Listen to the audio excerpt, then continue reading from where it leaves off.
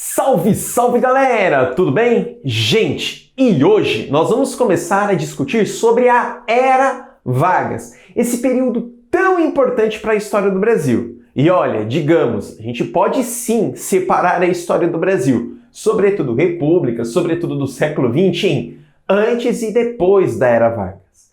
Afinal, Getúlio Vargas ele conseguiu transitar por várias vertentes políticas. É claro que ele é um homem de fato bastante antagônico, bastante paradoxal, e entender a cabecinha de Era Vargas é necessário um pouco de estudos dentro de cada período histórico. E quando eu falo compreender a cabeça de Getúlio Vargas, é muito importante nós compreendermos qual é o contexto histórico em que Vargas está inserido.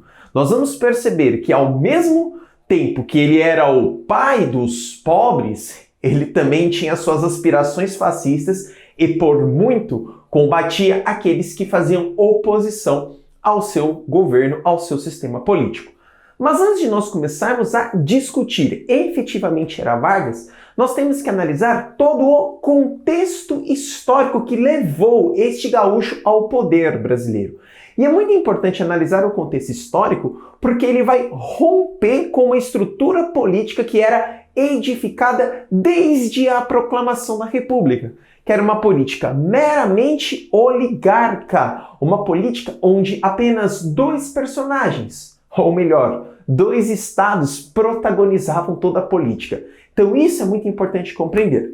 Para nós entendermos isso, hoje, nesta nossa primeira aula, eu vou começar a apresentar alguns contextos históricos para elucidar um pouquinho como este pequeno gaúcho chegou ao poder. Quando eu falo pequeno, em relação sim à sua estatura. Perfeito? Vamos lá então, Era Vargas. Primeiro ponto para nós compreendermos essa chegada de Getúlio Vargas ao poder é entender que o sistema político brasileiro ele era moldado basicamente pelas oligarquias agrícolas, principalmente das oligarquias do estado de São Paulo e o estado de Minas Gerais. Eram essas oligarquias que atendiam todas as vontades políticas aqui do Brasil. Então tudo era pensado para eles, com eles, para sempre eles. E aí é muito importante pensar que essa oligarquia, a partir da década de 20, ela começa a entrar em crise. Bom, gente, vamos entender aqui de maneira muito simples. Ora, mas como assim ela vai começar a entrar em crise? Por que ela vai entrar em crise? Sendo que a oligarquia tinha a máquina do Estado a seu favor. Bom, por uma série de condicionantes. A primeira é que a oligarquia não representava, por exemplo, outros grupos sociais aos que estavam fora de Minas e São Paulo. Inclusive, essa oligarquia que centralizava a política brasileira, tanto os mineiros quanto os paulistas, não atendia os interesses de oligarquias de outros estados, de outras regiões.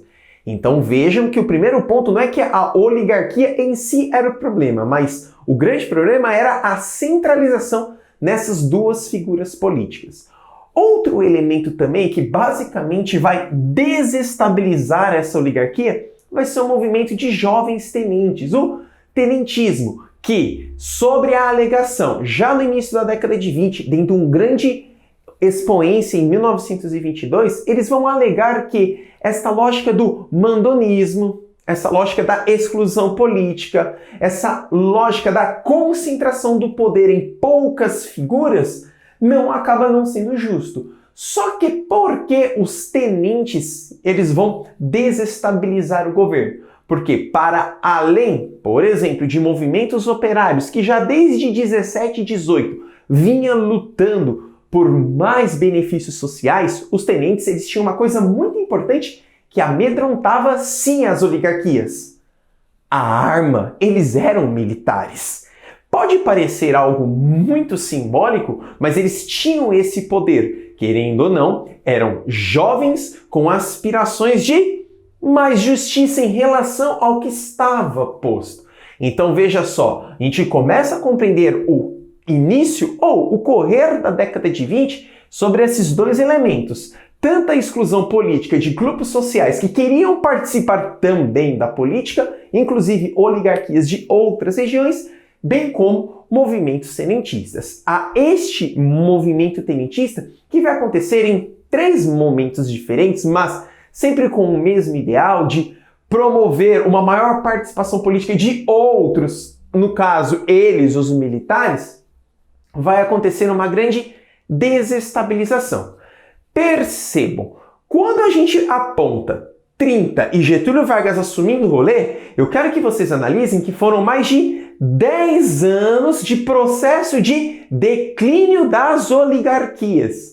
Então, quando a gente discute Revolução de 30, nós não podemos discutir que fora algo que aconteceu assim, perfeito? E aí eu jogo uma provocação para vocês dentro do contexto dessa aula. Vamos lá. Por que a oligarquia entrou em crise? Olha só, por que eu estou colocando essa pergunta? Primeiro ponto, é interessante pensar que como uma oligarquia vai entrar em crise sendo que ela tinha toda a máquina do Estado a seu favor? Como uma oligarquia vai entrar em crise sendo que o voto era aberto e se aplicava muito o voto de cabresto? A prática do coronelismo era muito certa aqui no país.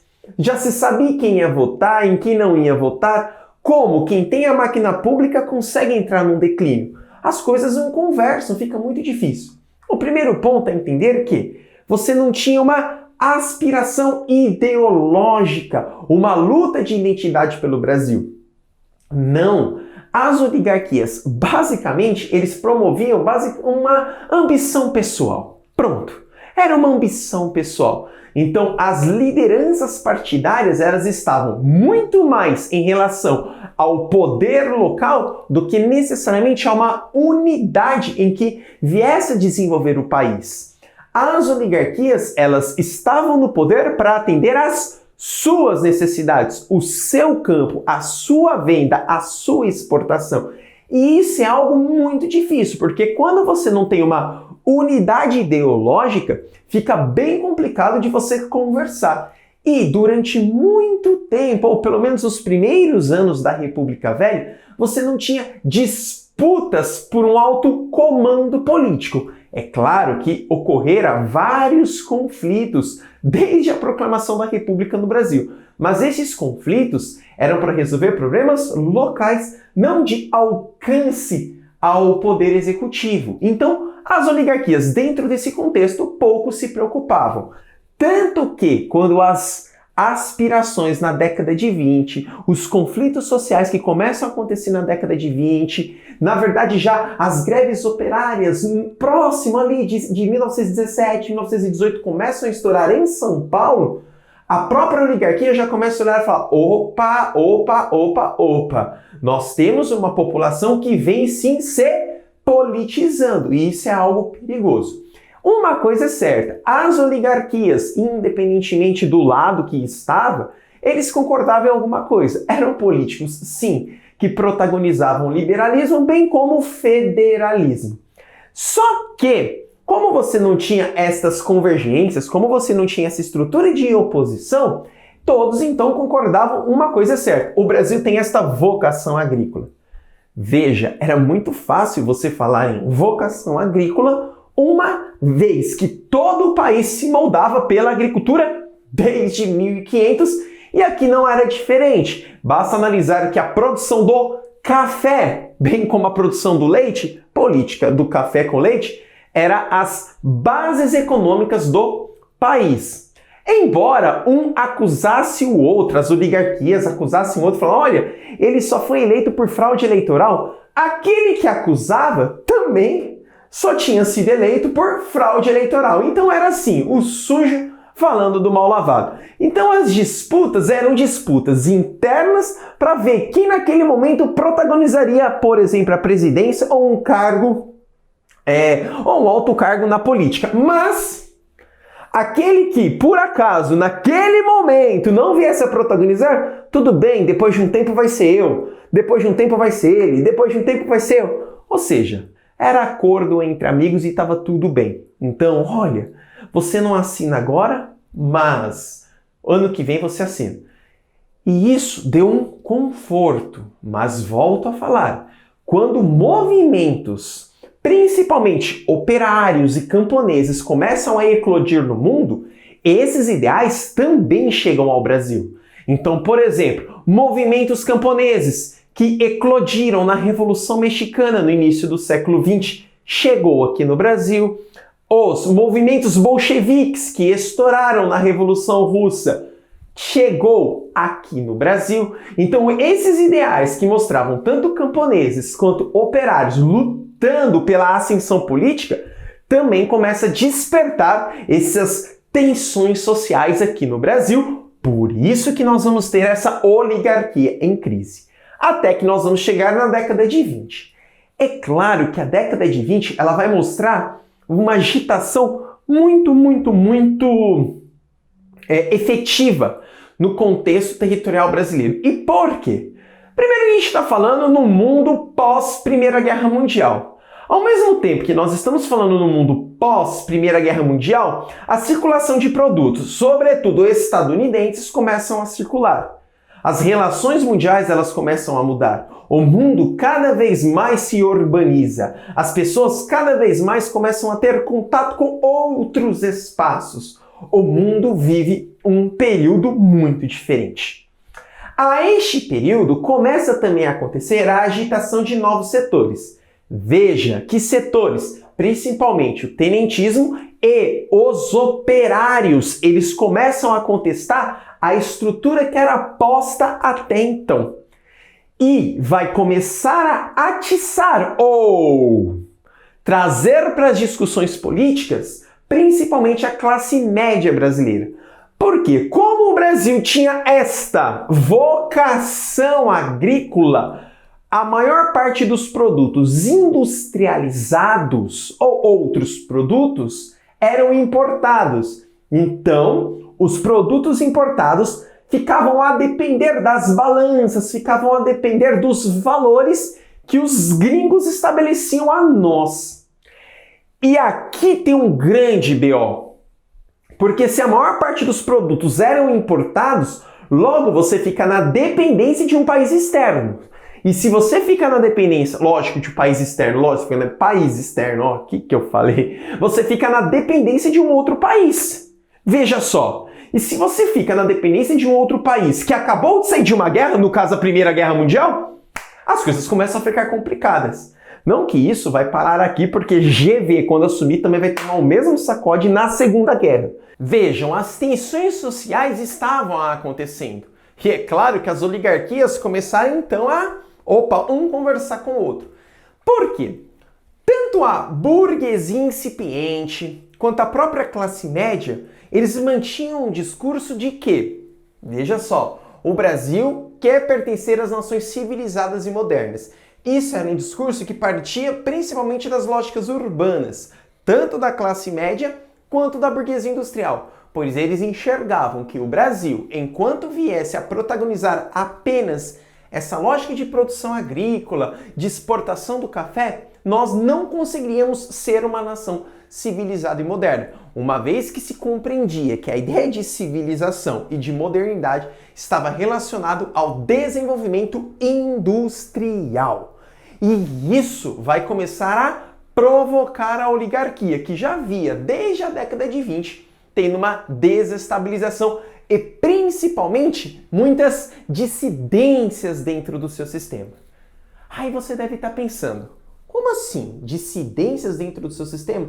É claro, alguns oligarcas já começaram a perceber que essas tensões sociais iriam dificultar principalmente a sua produção agrícola e começaram a pular fora do barco. Gente, como toda a estrutura política brasileira. E aí nós chegamos aqui. Por quê? É claro que nós vamos ter dois caminhos. Quando os movimentos operários estouram em 17 e 18 na cidade de São Paulo, lutando por direitos trabalhistas, lutando por melhores condições, muito inspirados nos ideais bolcheviques, muitos desses tinham na sua ideologia principalmente o caminho do comunismo e alguns em cima do anarquismo. Diferente, por exemplo, dos tenentes, que se aliaram aos dissidentes das oligarquias. Só para vocês terem ideia, o tenentismo, mesmo com toda a sua discussão de eliminar o mandonismo, de eliminar o coronelismo, eles tinham aquele discurso que o Estado precisa de ser forte e centralizador. Gente, eram militares. Pronto. Inclusive, diferente da classe operária que manifestara nos grandes centros urbanos, o movimento tenentista, tal como a oligarquia, também defendiam a propriedade privada, também a mesma essência do liberalismo. Então a gente tem que começar a analisar isso e traz alguns motivos do porquê alguns oligarcas se aliaram aos tenentes, pois sabiam que se eu me alio a alguém que tem arma, eu posso ter opções num futuro próximo de continuar a minha manutenção do poder. Tanto, galera, que os dissidentes oligarcas não se aliavam, salvo alguns perdidos, aos comunistas e anarquistas. Então a gente tem que entender que essa ideia, tanto de operários quanto de tenentes, que foram sim figuras muito importantes para desestabilizar a oligarquia, não necessariamente tinham as mesmas concepções. Tanto não tinham as mesmas concepções que um dos jovens tenentes da década de 20 não vai concordar com a continuação do tenentismo e vai se debandar para o lado do comunismo, que é o que nós estamos falando de Luiz Carlos Prestes. Luiz Carlos Prestes, um dos fundadores do Partido Comunista Brasileiro. Ele participou também dos movimentos tenentistas. Então isso é algo muito importante para nós compreendermos toda essa dinâmica, beleza? Bom, vamos lá então. Então, isso posto, olha que interessante. O governador de Minas Gerais, o senhor Antônio Carlos, ele vai dizer o seguinte, olha só, ele pertencente à oligarquia. Ele percebe as tensões. Essas tensões, elas estavam tão fortes, gente, que o caminho para uma guerra civil era questão de tempo. Era questão de tempo. Porque você tinha uma classe média acalorada, populações cada vez mais concentradas em espaços urbanos, os tenentes com armas na mão e a oligarquia querendo se manter ao poder. E aí é aquilo. Vamos dar aquela escapada, vamos rever essas estruturas que nós estamos pondo. E ele vem e solta essa frase. Façamos a revolução antes que o povo o faça. Façamos a revolução antes que o povo o faça. As mudanças estão acontecendo e se não partir daqui de cima, o povo vai sair com tudo. O povo vai quebrar tudo. E aí a gente começa aquele período já em 29 que chega o rumo à revolução. Por quê? Em 26, vamos lá, 29, vou voltar um pouco. Em 26, você tem uma forte crítica da política do café com leite. Tanto você tem uma crítica que no próprio estado de São Paulo, um novo partido vai surgir exatamente para fazer frente com o Partido Republicano Paulista. Lembrando que eram dois partidos que protagonizavam a política brasileira na República Velha. Tanto o Partido Republicano Paulista quanto o Partido Republicano Mineiro. E este novo partido que surge em São Paulo para contestar todos esses valores oligarcas já começa a mostrar a tensão social, que é o Partido Democrático. Então eu coloquei aqui Partido Democrático versus Partido Republicano Paulista. Por que as tensões estavam tão fortes? Gente, o presidente mineiro Arthur Bernardes, ele começa um processo de grande repressão política, muito, prendendo todo mundo, principalmente a classe operária. Era assim que ele tratava. Então, na década de 20, enquanto as tensões estavam acaloradas, o presidente, seguindo aquela estrutura da política do café com leite, Arthur Bernardes, saia prendendo tanto. Tanto que em 1926 ele vai fundar o DOPS, Departamento de Ordem e Proteção Social, um dos principais organismos de repressão política. É claro que ele vai tendo novas reconfigurações ao longo da história, beleza? Mas é fundado isso daqui, então peraí. A população está lutando para derrubar a oligarquia dando porrada. O que aconteceu? Os amigos, eu ia falar portugueses, os amigos paulistas e mineiros se reuniram e falaram, peraí, agora é a vez de um paulista, quem a gente traz? Fazer o seguinte, vamos trazer alguém que tem uma boa articulação, vamos trazer alguém que tem um bom trânsito entre várias pessoas. Washington Luiz, cola na grade. Vem o Washington Luiz. Importante, amores, que nós temos aulas aqui no Gabarita Gel destes presidentes, especificamente, tá bom? Para ficar mais fácil. O Washington Luiz ele vem, só que ele de cara, ele vai fazer o que nós vamos chamar de lei acelerada. Lei acelerada é mais ou menos assim, eu vou perseguir mais ainda os oposicionistas. Peraí, então ele cria um corpo maior para o DOPS que já havia sido criado em Arthur Bernardes? Ora. É claro que quando você bate mais, a população quer bater. Se você bate mais, a população vai bater. É a lógica, então começou aquela coisa de cabo de guerra. E para ferrar todo este rolê, porque não adianta, já estava numa estrutura muito colossal, como vocês bem sabem, a economia brasileira aqui era muito pautada pela produção e exportação do café. E em 1929 vai acontecer o que em Nova York? Vai estourar a Bolsa de Valores. E um dos principais produtos atingidos vai ser exatamente o café. Então agora você tem uma crise política somada a uma crise econômica.